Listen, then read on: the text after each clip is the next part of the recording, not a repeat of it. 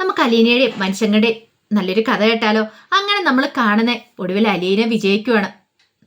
ശരണ്യെ ജീവിതത്തിലേക്ക് കൈപിടിച്ച് കൊണ്ടുവരാനായിട്ട് അലീനയ്ക്ക് സാധിച്ചു. കുറച്ച് ദിവസങ്ങളായി അലീന അതിനുവേണ്ടി പരിശ്രമിക്കുമായിരുന്നു. കാരണം അവളൊരു അതിജീവിതയാണ്. അവളെ ജീവിതത്തിലേക്ക് കൊണ്ടുവരണം. അവൾക്കൊരു ആപത്ത് സംഭവിച്ചുകൂടാ.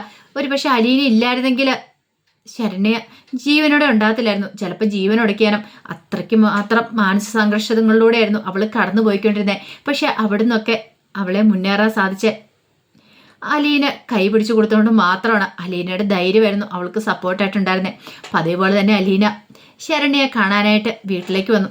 അലീനയെ കണ്ടു കഴിഞ്ഞപ്പം ശരണ്യയുടെ അമ്മയ്ക്കും അച്ഛനും ഒക്കെ സമാധാനമായി. കാരണം അലീന ഈ വീട്ടിൽ വരാൻ തുടങ്ങിയതിന് ശേഷമാണ് ശരണ്യയ്ക്ക് മാറ്റങ്ങളൊക്കെ കണ്ടു തുടങ്ങിയത്. ആദ്യമൊന്നും അലീനയുമായിട്ട് അടുക്കാൻ കൂട്ടാക്കിയിട്ടുണ്ടായിരുന്നില്ല.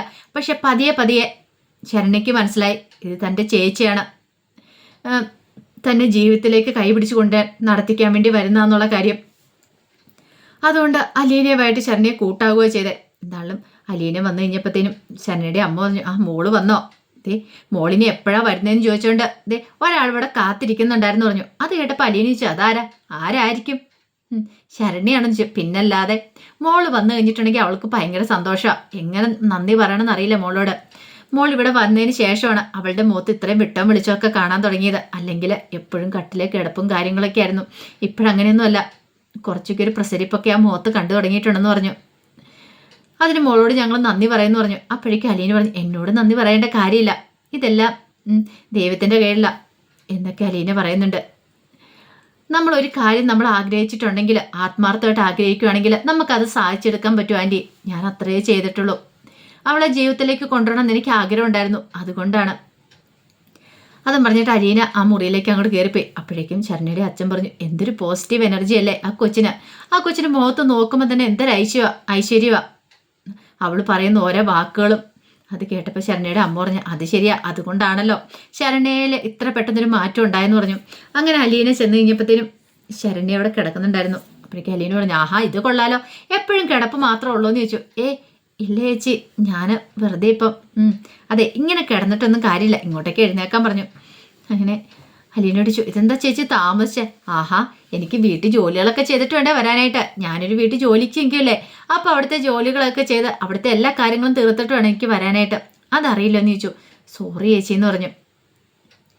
പിന്നീട് അലീന പറഞ്ഞു, ഇങ്ങനെ കിടന്നിട്ട് കാര്യമില്ല, രാവിലെ എന്താ കഴിച്ചതെന്ന് ചോദിച്ചു. കഴിച്ചില്ല.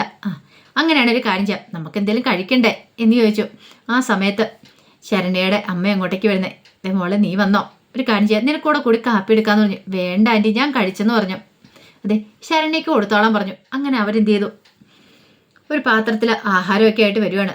പിന്നീട് ശരണ്യോട് കഴിക്കാൻ പറഞ്ഞപ്പോൾ ശരണ്യ കഴിക്കാതിരുന്ന് കഴിഞ്ഞപ്പോൾ ശരണ്യയുടെ അമ്മ എന്ത് ചെയ്തു, അവർക്ക് വാരി കൊടുക്കുകയാണ് മോള് കഴിക്കാൻ പറഞ്ഞിട്ട്. അപ്പോൾ അലീന ഇങ്ങനെ നോക്കിയിരിക്കുകയാണ്. അപ്പോൾ അലീനയോട് ചോദിച്ചു, മോൾക്ക് വേണമെന്ന് ചോദിച്ചു. അലീനയൊന്നും മിണ്ടിയില്ല. പെട്ടെന്ന് അലീനയുടെ വാതുറക്കാൻ പറഞ്ഞിട്ട് അലീനയ്ക്കും വാരി കൊടുക്കുന്നുണ്ട്. അത് കണ്ടു കഴിഞ്ഞപ്പോഴത്തേനും ശരണ്യക്ക് ചിരി വന്നു. ശരണ്യ ഇങ്ങനെ ചിരിക്കുകയാണ്, അത് വാപൊത്തിയെ ചിരിക്കുന്നേ. അപ്പോഴേക്കും അലീന പറഞ്ഞു, എന്തിനാ വാപൊത്തി ചിരിക്കുന്നേ? വാപൊത്തി ചിരിക്കേണ്ട കാര്യമൊന്നുമില്ല, നന്നായിട്ട് ചിരി വരുമ്പോൾ ഉറക്കെ ചിരിച്ചോളാൻ പറഞ്ഞു.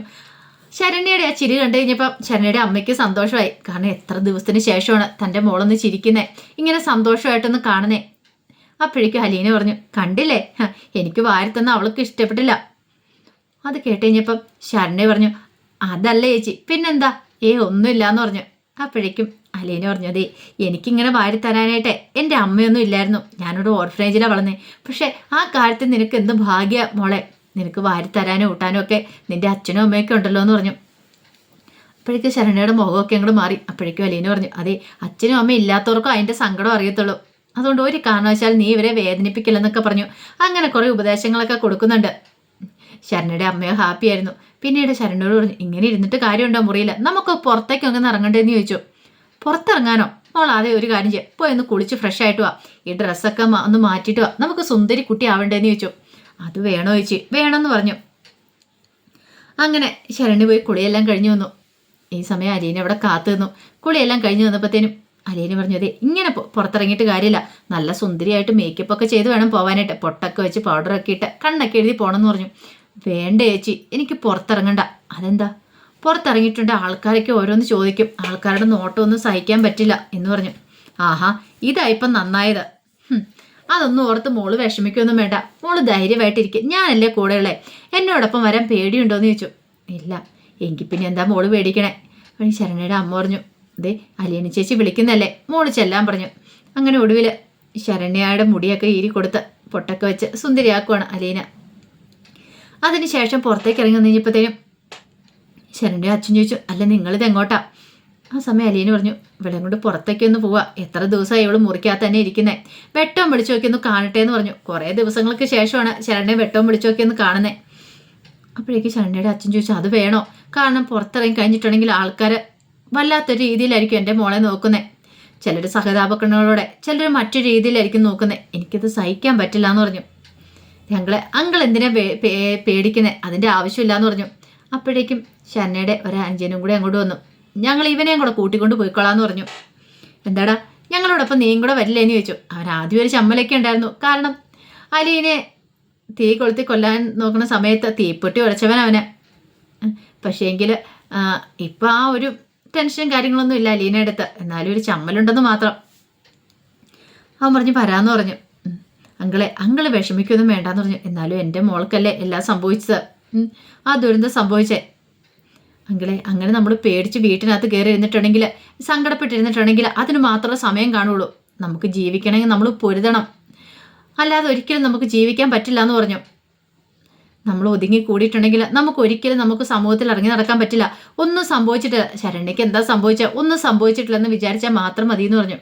ശരണ്യയുടെ മുഖം കരയുന്ന പോലെ ആയിരുന്നു. മോള് വിഷമിക്കൊന്നും വേണ്ട കേട്ടോ. പലരും പലതും പറയും പുറത്തിറങ്ങി കഴിയുമ്പോൾ. അതൊന്നും മൈൻഡാക്കണ്ട. അപ്പോഴേക്കും ശരണ്യയുടെ അച്ഛൻ പറഞ്ഞു, അതെ അങ്ങനെയാണെങ്കിൽ നിങ്ങൾ പോയിക്കോ, ഞാനും പിന്നെയല്ല വരാമെന്ന് പറഞ്ഞു. ഒരു പേടിയുണ്ടായിരുന്നു, ഇനിയിപ്പോൾ എന്തെങ്കിലും സംഭവിക്കുമോ, ആൾക്കാർ എന്തെങ്കിലും പറയുമോ എന്നൊക്കെ. അങ്ങനെ അവരങ്ങോട്ട് പുറത്തേക്ക് ഇറങ്ങുന്ന സമയത്ത് ശരണ്യയുടെ അമ്മ വന്നിട്ട് പറഞ്ഞു, കണ്ടില്ലേ നമ്മളുടെ മോളുടെ മുഖത്തെ സന്തോഷം, നമ്മളിങ്ങനെ പ്രതീക്ഷിച്ചായിരുന്നോ എന്ന് ചോദിച്ചു. എടി അത് ശരിയാ, അവൾ ജീവിതത്തിലേക്ക് തിരികെ വന്നില്ലേന്ന് ചോദിച്ചു. അങ്ങനെ ഓരോ വർത്തമാനങ്ങളൊക്കെ പറഞ്ഞിട്ട് അതിങ്ങനെ പോവാണ്. അപ്പോൾ സ്കൂളിലെ വിശേഷങ്ങളും കാര്യങ്ങളൊക്കെ അലീന ശരണ്യയോട് ചോദിക്കുന്നുണ്ടായിരുന്നു. പഠിത്തത്തെക്കുറിച്ചെല്ലാം ചോദിക്കുന്നുണ്ട്. അപ്പോൾ അതിന് മറുപടി പറഞ്ഞെങ്കിലും ശരണ്യയ്ക്ക് പെട്ടെന്നൊരു ബുദ്ധിമുട്ടുണ്ടാകുന്നുണ്ട്. തൻ്റെ പഠിത്തവും പോയി, തനിക്കിനി എങ്ങനെ സ്കൂളിൽ പോകാൻ പറ്റും? അലീന പറഞ്ഞു, സ്കൂളിൽ പോകണം, പഠിക്കണം. മോൾക്കൊന്നും സംഭവിച്ചിട്ടില്ല. എന്ത് സംഭവിക്കാനായിട്ടാ? മോളെ കുറച്ച് ആൾക്കാർ ചേർന്ന് വേണ്ടത്ത കാര്യങ്ങളൊക്കെ ചെയ്തു. അതൊക്കെ മോളങ്ങ് മറന്നേക്കുക. അങ്ങനെയൊന്നും സംഭവിച്ചിട്ടില്ലെന്ന് മാത്രം കരുതുക. അത് മോളുടെ കുറ്റം കൊണ്ടല്ലെന്ന് മോൾക്കറിയാലോ. അത് ചിന്തിക്കുക പോലും വേണ്ടാന്ന് പറഞ്ഞു. പക്ഷേ ചേച്ചി ഞാൻ എങ്ങനെ ഇനി സ്കൂളിലേക്ക് പോകും? അതൊക്കെ പതിയെ പതിയെ പോയാൽ മതി.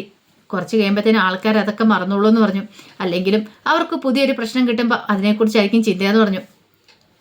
അങ്ങനെ അവർ കുറച്ച് ദൂരം നടന്നു കഴിഞ്ഞപ്പോഴത്തേനും കുറച്ച് ആൾക്കാർ അവിടെ കൂടി നിൽക്കുന്നുണ്ട്. ഒരു കലിങ്ങിൻ്റെ അവിടെ കൂടി നിന്ന് വർത്താനം പറഞ്ഞുകൊണ്ടിരിക്കുകയാണ്. അപ്പോൾ ശരണ്യയെ കണ്ടു കഴിഞ്ഞപ്പോഴത്തേനും അവർ പറഞ്ഞു, എടാ ഇത് അവളല്ലേ വരണേന്ന് ചോദിച്ചു. അതേലോ. അവൾ ഇത്ര പെട്ടെന്ന് ഒരുങ്ങി കിട്ടി ഇറങ്ങാൻ തുടങ്ങിയോ? അവളുടെ തൊലിക്കെട്ടി ധൈര്യം തന്നെയെന്ന് പറഞ്ഞു. കാരണം എപ്പോഴും അടങ്ങി കൂടി വീട്ടിലിരിക്കണം എന്നൊരു ചിന്താഗതിയായിരുന്നു അവർക്ക്. അങ്ങനെ അവരങ്ങോട്ട് അടുത്തേക്ക് വന്നു കഴിഞ്ഞപ്പോഴത്തേനും ശരണ്യോട് ചോദിച്ചു, ആഹാ നീ പുറത്തേക്കൊക്കെ ഇറങ്ങാൻ തുടങ്ങിയോ? നീ ആള് കൊള്ളാലോടി എന്ന് പറഞ്ഞു. ഇത്രയും വലിയ പ്രശ്നങ്ങളൊക്കെ ഉണ്ടായിട്ട് നീ എന്താണ് ഇങ്ങനെ ഇറങ്ങി നടക്കണേന്നൊക്കെ ചോദിച്ചു. അത് കേട്ടപ്പോൾ അലീന പറഞ്ഞു, അതെന്താ ഏട്ടാ അങ്ങനെ പറഞ്ഞേ? ശരണ്യക്ക് എന്താ സഞ്ചാര സ്വാതന്ത്ര്യം ഇല്ലേന്ന് ചോദിച്ചു. ഇത് കേട്ടപ്പോൾ അലീനെ അവർ നോക്കി. അല്ല നിന്നെയല്ലേ ഇന്ന് അന്ന് ആൾക്കാരെല്ലാം കൂടി കത്തിക്കാൻ നോക്കിയത്? ചേട്ടാ അത് അവർക്ക് പറ്റിയൊരു അബദ്ധമല്ലേ? ഈ സമയത്ത് ഒരാൾ പറഞ്ഞു, അല്ല ഇവളെയും കൊണ്ട് നീ എങ്ങോട്ടേ പോണേന്ന് ചോദിച്ചു. അതെ ശരണ്യയും കൂടി ഞങ്ങൾ പുറത്തേക്കൊന്ന് വന്നാന്ന് പറഞ്ഞു. അതിൻ്റെ ആവശ്യമുണ്ടോ? അത് കേട്ടപ്പോൾ അലീന പറഞ്ഞു, ആവശ്യമുണ്ട്. ഇവൾ അതിജീവിതയാന്നുള്ള കാര്യം അറിയാലോ. അതിജീവിതം എന്ന് പറഞ്ഞാൽ എന്താ? വലിയൊരു ദുരന്തത്തെ മറികടക്കുന്നവളെന്നാ അറിയാലോ.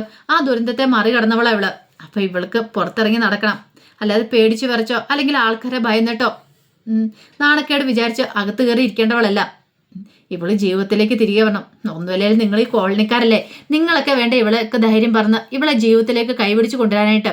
അതിനു പകരം ഇവളുടെ മനസ്സിനെ തളർത്തുവാണ് ചെയ്യേണ്ടതെന്നൊക്കെ ചോദിച്ചു. അത് കേട്ടപ്പോൾ അവരുടെ മുഖത്തൊരു പതർച്ചയുണ്ടായി.